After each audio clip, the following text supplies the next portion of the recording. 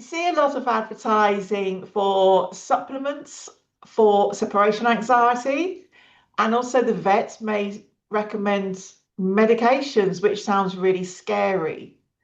How do we even go there? What can you talk about? Is it even worth it? Yeah. Oh, this is such a great question and really nuanced.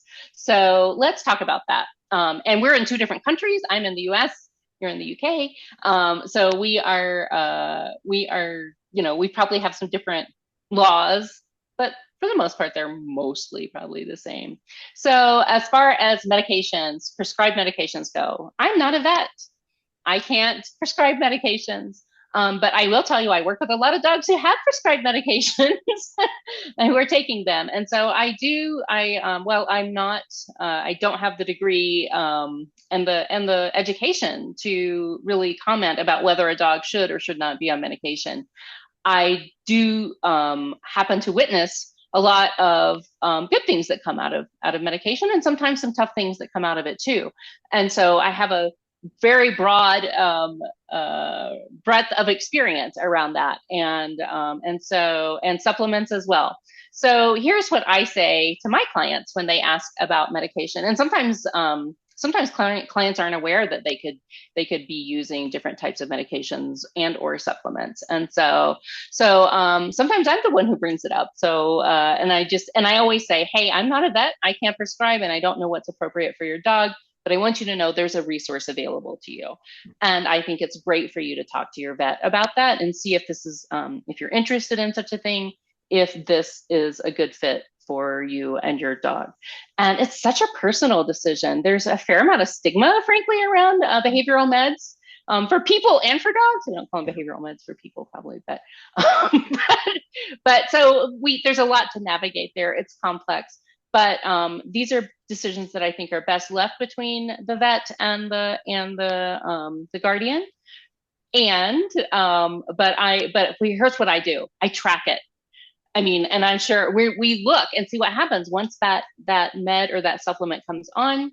Then we start tracking and seeing how does this change the behavior during our training, and we're able to really see whether it's working or not. There's real hard facts. It's not a subjective Yeah. decision at that point. It becomes a decision that's really based in data. And I think that is invaluable because that's how I talk about meds and supplements. I have to say, I'm very pro meds, frankly. I think it's a really good way to help dogs have a soft landing. I err on the side of bringing it up as a resource, not saying that it's appropriate, but bringing it up as something that could potentially help earlier in the process because I think I've seen it help so many dogs. Yeah. And I'm probably a little bit higher on the med side than I am on the supplement side just because of my experiences of what I've seen. And for me personally, I feel like there's just a little more um, research around the meds Yeah. piece. But again, it's a personal decision, and everyone has their own beliefs about that. I think it's really important to support people. So for me, people don't have to be using meds or supplements. Or not. Either way, I'll work with you. But my job is to just show you the options, and your job is to decide. So that's how I look at it. How about you, Joe? What do you think about that? Yeah, so again, legally, only a vet can actually name the medications, prescribe, talk about doses. So we're not even allowed to type the name out on our social media because that's technically illegal.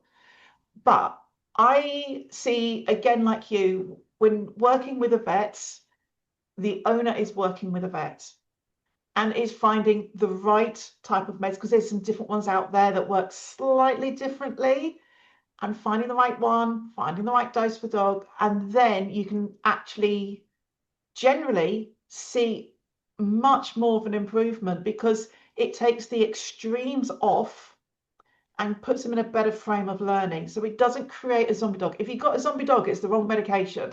Yes, that one, what you just But said. it actually gives you a better version of it should give you the better version of your dog, i.e., a less extreme anxious dog.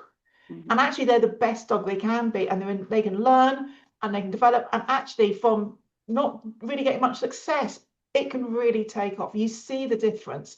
But again, these are the prescribed meds because there's lots of research and there's lots of data. What you also see, a lot of people say, oh, try this new herbal supplement, and have you tried this plant and that plant? And actually, they legally they don't have to have any research on them, and it can be a lot of anecdotal. So, and also like caregiver placebo. So therefore, just because you're giving your dog something, you think it's better, but actually the data shows differently. Because when we do separation training, it's all very data focused. It's detailed times. We know the times. The departure is all very quite prescriptive. It's not just guesswork. It's actually quite a careful pattern given to the dog. So you can see when they're actually making improvements. And I'm not saying that maybe, I know, a bit of valerian or something might help the dog, but I've never actually seen it. And I don't like to see my clients wasting money and time, months Yes. trialing these different herbal supplements just because there's a big marketing campaign on social media about them. Or somebody goes, I gave my dog them and they seem fine afterwards. So there's, one person's citizen science, not real proper peer approved, gone through a lot more stringent testing. Mm-hmm. Obviously, some supplements can be quite toxic to dogs, or given too much, it can cause toxic problems for dogs.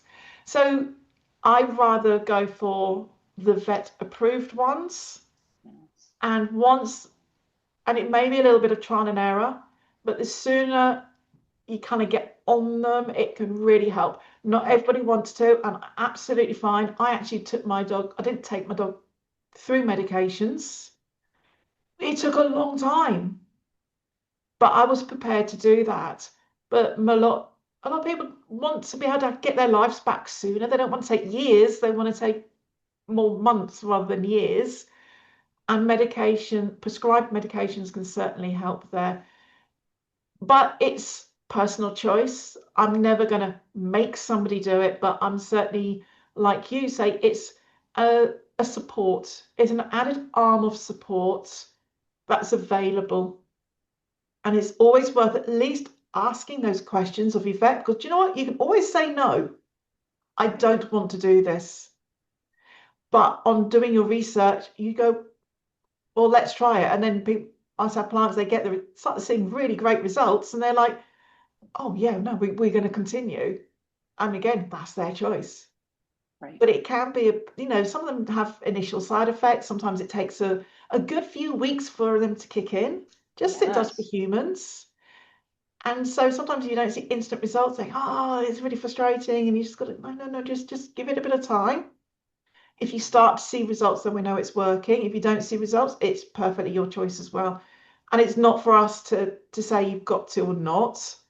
We have to be Right. very, very careful what and how we say. But it's like, well, these are the different options. It's like with anything, you've got dog walkers, daycare, there's different options. And it's just another option of support around the holistic support around separation, anxiety help. Right.